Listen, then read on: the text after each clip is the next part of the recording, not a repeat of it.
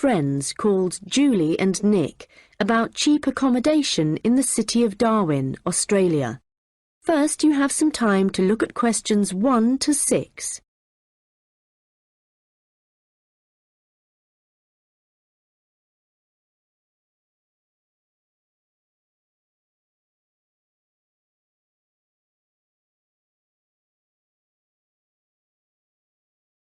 Hi, Nick, it's Julie.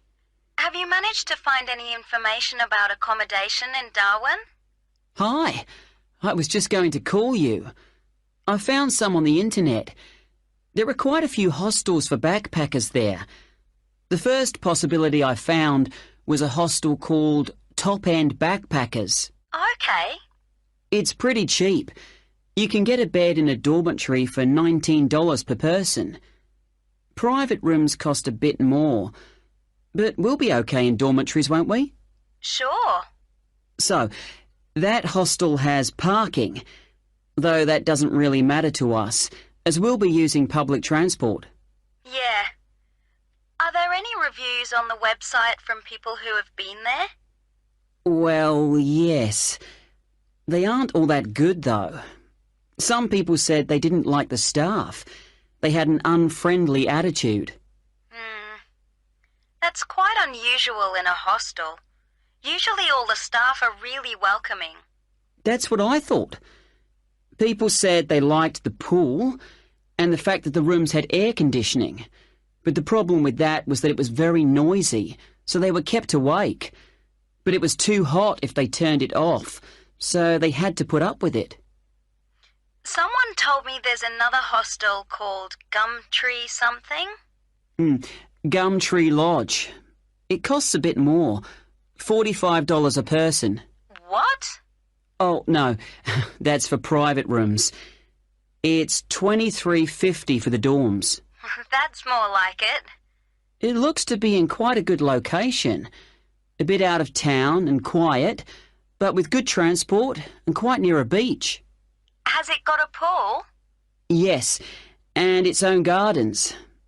The reviews for that one are mostly okay, except for one person who said they couldn't sleep because there were insects flying around in the dormitories. Not for me then. And I'd rather be somewhere central, really. Right. There's a place called Kangaroo Lodge. They've got dorms at $22, and it's downtown, near all the restaurants and clubs and everything. So that should suit you. And it doesn't close at night. So there's always someone on reception? That sounds good. The only criticism I saw was that the rooms were a bit messy and untidy, because people just left their clothes and stuff all over the beds and the floor. Don't hostels usually have lockers in the bedrooms, where you can leave your stuff? Yeah, they do usually, but apparently they don't here. Still, hostels are never particularly tidy places, so that doesn't bother me. And the same person said that the standard of cleanliness was pretty good, and especially the bathrooms. They were excellent as far as that went. Right. Yeah, I reckon Kangaroo Lodge sounds the best. Me too. Quite a lot of people reviewing it said it was really fun there. Like every night everyone staying there got together and ended up having a party. So it sounds like it's got a really good atmosphere. Okay, let's go for that one. Before you hear the rest of the conversation, you will have some time to look at the questions 7 to 10.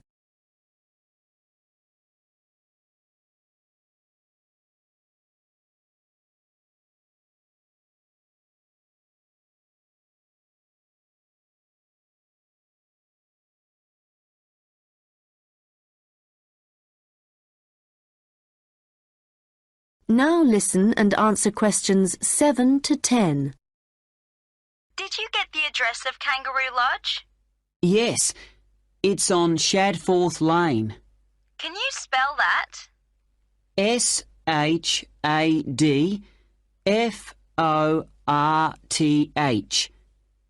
It's near the transit centre, where the intercity buses and the airport buses drop you off. Cool. I'm really looking forward to this. I've never stayed in a hostel before. Do they provide bed linen, sheets and things? Yeah. And you can usually either bring your own towel or hire one there, but they don't usually provide those for free. Okay. And what happens about meals? Well, you don't have to pay extra for breakfast. It varies a lot in different places, but generally it's okay. And there's usually a cafe where you can buy a snack or a hot meal for lunch. But actually, if you're really travelling on the cheap, usually for every 5 or 6 rooms, there's a kitchen where you can knock up a snack, and that saves a lot of money. Great. Right, well, shall I go ahead and book that? That is the end of section 1. You now have half a minute to check your answers.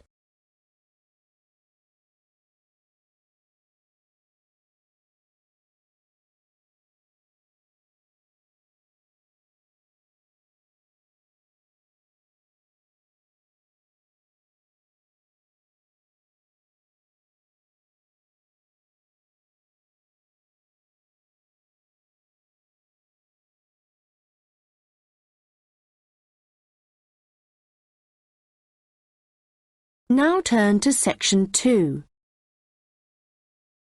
You will hear a guide at an outdoor sculpture park talking to a group of visitors. First, you have some time to look at questions 11 to 16.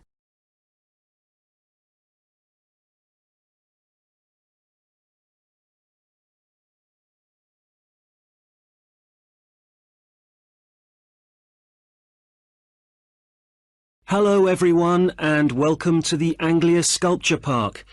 Right, well, the idea behind the sculpture park is that it's a place where works of art such as large sculptures and carvings can be displayed out of doors in a natural setting.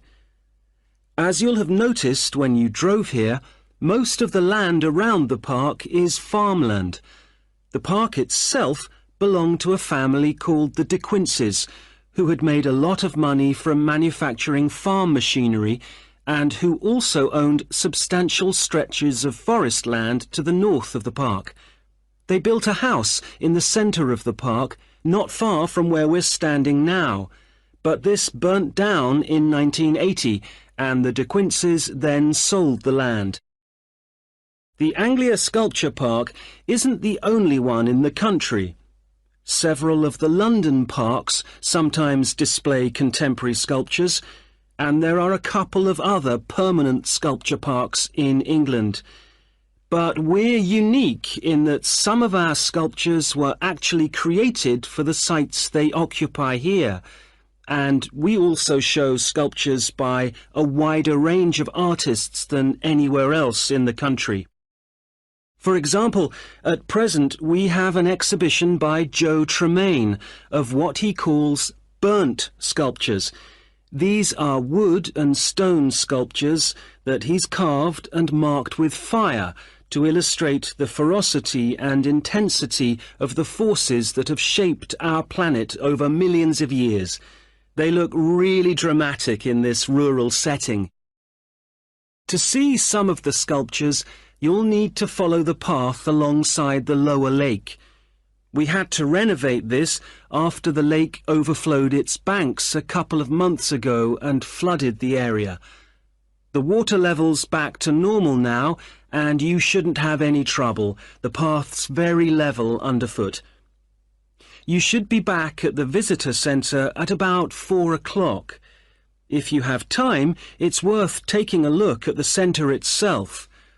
It's not possible to go upstairs at present, as builders are working there adding another floor, but the rest's well worth seeing. The architect was Guy King. He was actually born in this part of England, but he recently designed a museum in Canada that won a prize for innovation in public buildings. If you want to get something to eat when you get back, like a snack or a sandwich, the terrace room is currently closed, but you can go to the kiosk and buy something. Then sit on one of the chairs overlooking the lower lake and enjoy the view as you're eating. Before you hear the rest of the conversation, you will have some time to look at the questions 17 to 20.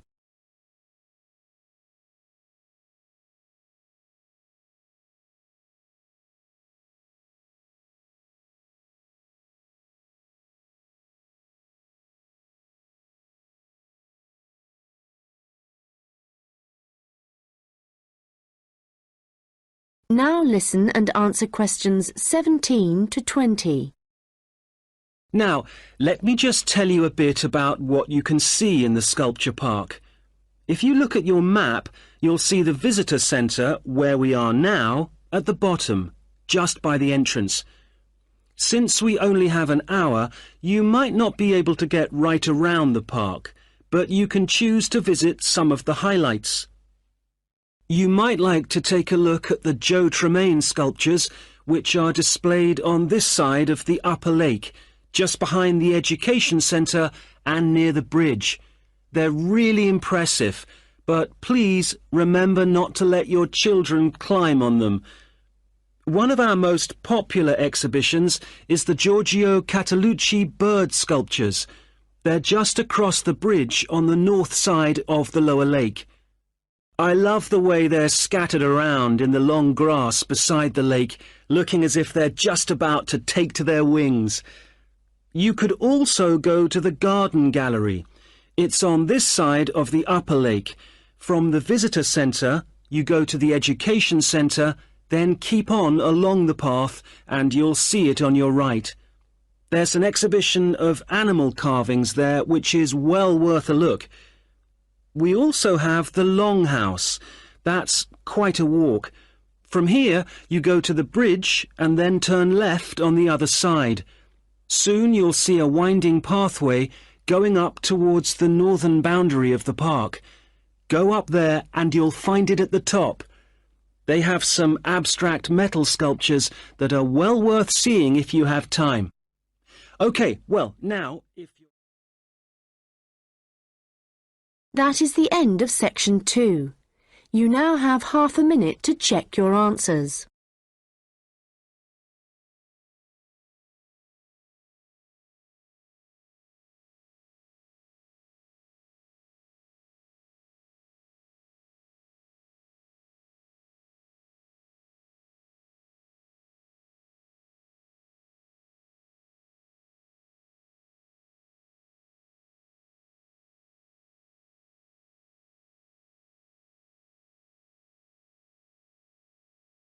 Now turn to section 3. You will hear a first-year marketing student called Leo talking to a second-year student called Anna about his marketing report. First, you have some time to look at questions 21 to 26.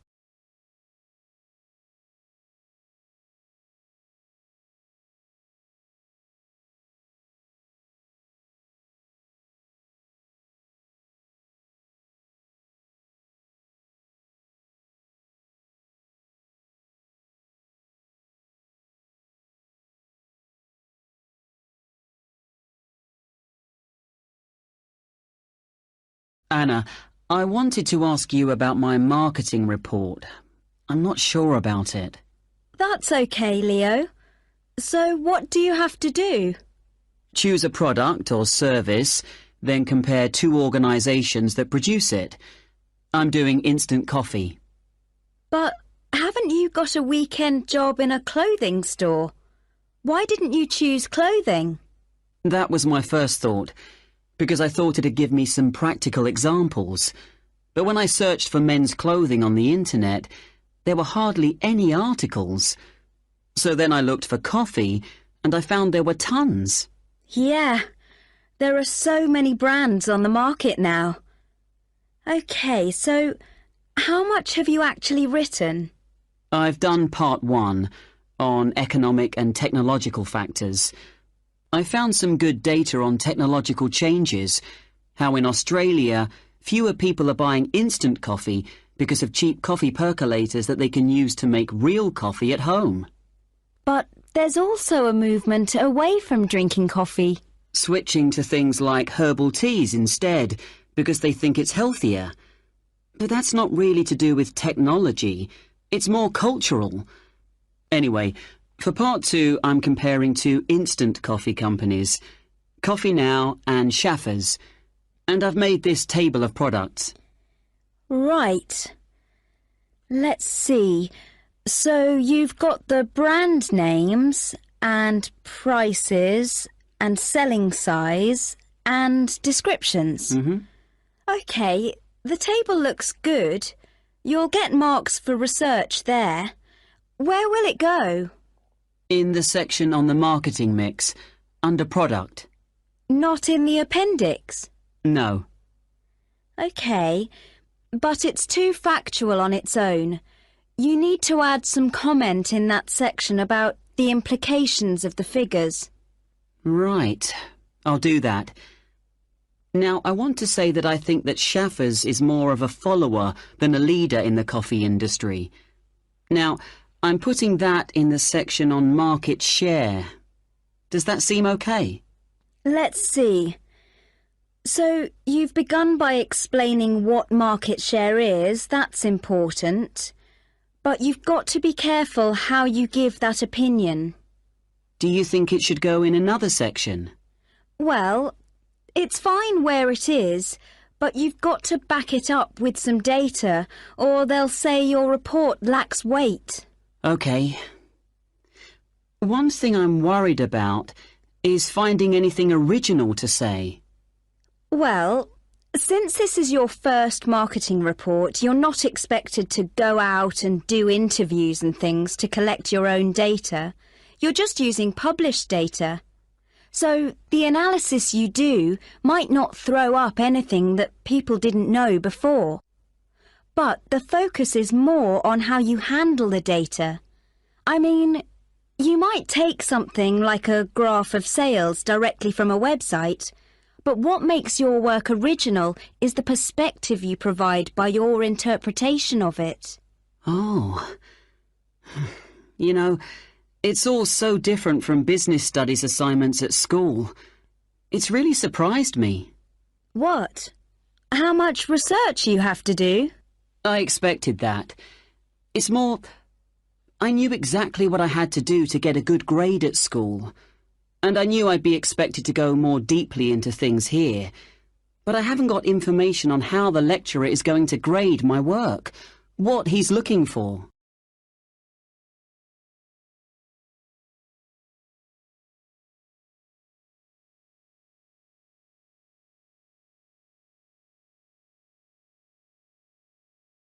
Now listen and answer questions 27 to 30.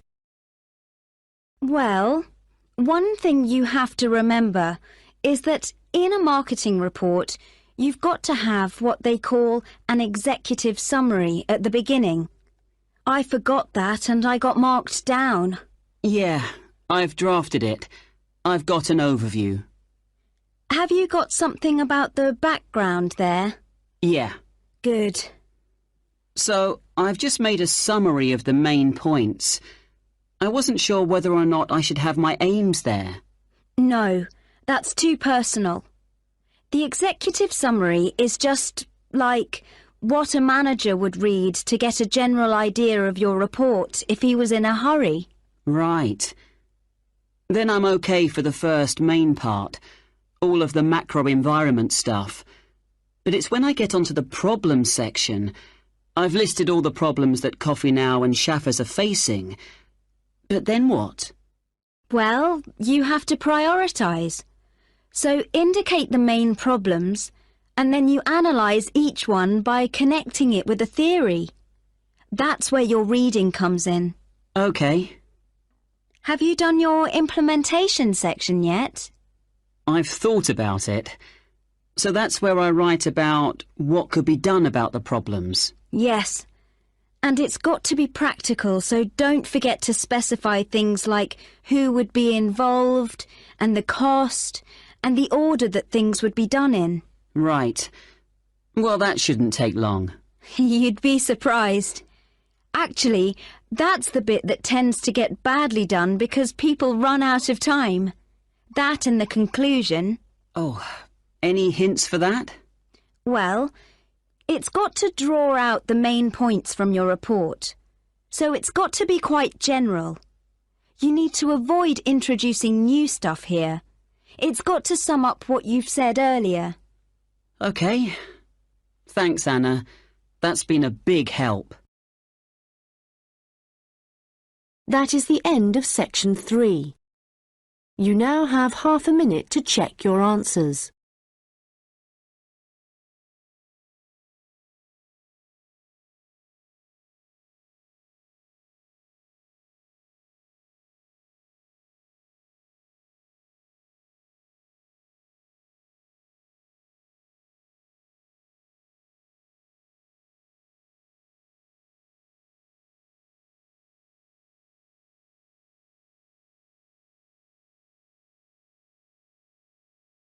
Now turn to section 4. You will hear part of a lecture about the history of fireworks in Europe.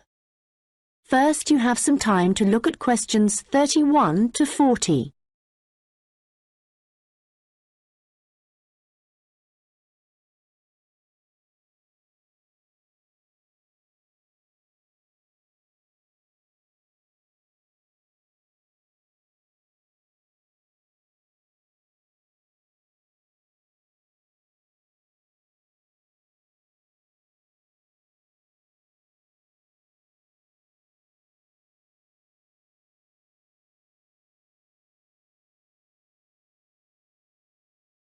Now listen carefully and answer questions 31 to 40.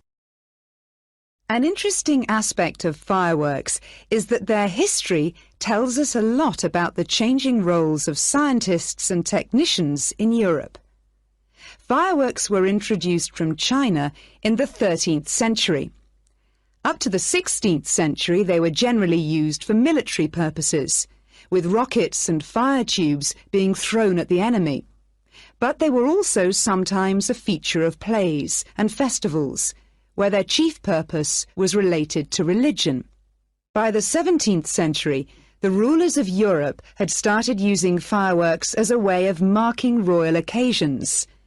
Technicians were employed to stage spectacular shows which displayed aspects of nature, with representations of the sun, snow and rain. These shows were designed for the enjoyment of the nobility and to impress ordinary people. But fireworks also aroused the interest of scientists, who started to think of new uses for them. After seeing one firework display where a model of a dragon was propelled along a rope by rockets, scientists thought that in a similar way humans might be able to achieve flight, a dream of many scientists at the time. Other scientists, such as the chemist Robert Boyle, noticed how in displays one firework might actually light another, and it occurred to him that fireworks might provide an effective way of demonstrating how stars were formed. Scientists at the time often depended on the royal courts for patronage. But there was considerable variation in the relationships between the courts and scientists in different countries. This was reflected in attitudes towards fireworks and the purposes for which they were used.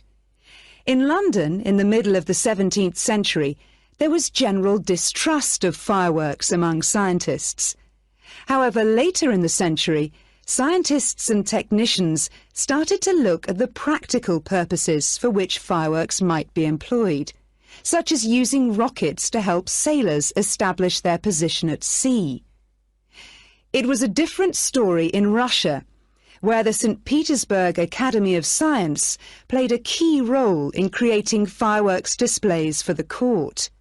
Here, those in power regarded fireworks as being an important element in the education of the masses, and the displays often included a scientific message. Members of the Academy hoped that this might encourage the royal family to keep the Academy open, at a time when many in the government were considering closing it. In Paris, the situation was different again. The Paris Academy of Sciences played no role in staging fireworks displays. Instead, the task fell to members of the Royal Academy of Painting and Sculpture. As in Russia, the work of the technicians who created the fireworks was given little attention. Instead, the fireworks and the spectacle they created were all designed to encourage the public to believe in the supreme authority of the king. However, science was also enormously popular among the French nobility, and fashionable society flocked to demonstrations such as Nicolas Lemery's display representing an erupting volcano. The purpose of scientists was basically to offer entertainment to fashionable society, and academicians delighted in amazing audiences with demonstrations of the universal laws of nature.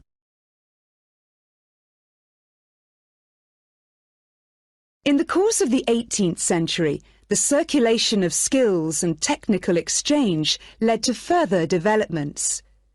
Fireworks specialists from Italy began to travel around Europe, staging displays for many of the European courts. The architect and stage designer Giovanni Servandoni composed grand displays in Paris, featuring colourfully painted temples and triumphal arches. A fireworks display staged by Servandoni would be structured in the same way as an opera, and was even divided into separate acts. Italian fireworks specialists were also invited to perform in London, St. Petersburg, and Moscow. As these specialists circulated around Europe, they sought to exploit the appeal of fireworks for a wider audience, including the growing middle classes. As in the previous century, fireworks provided resources for demonstrating scientific laws and theories, as well as new discoveries, and displays now showed a fascinated public the curious phenomenon of electricity. By the mid-18th century, fireworks were being sold for private consumption. So the history of fireworks shows us the diverse relationships which existed between scientists, technicians, and the rest of society.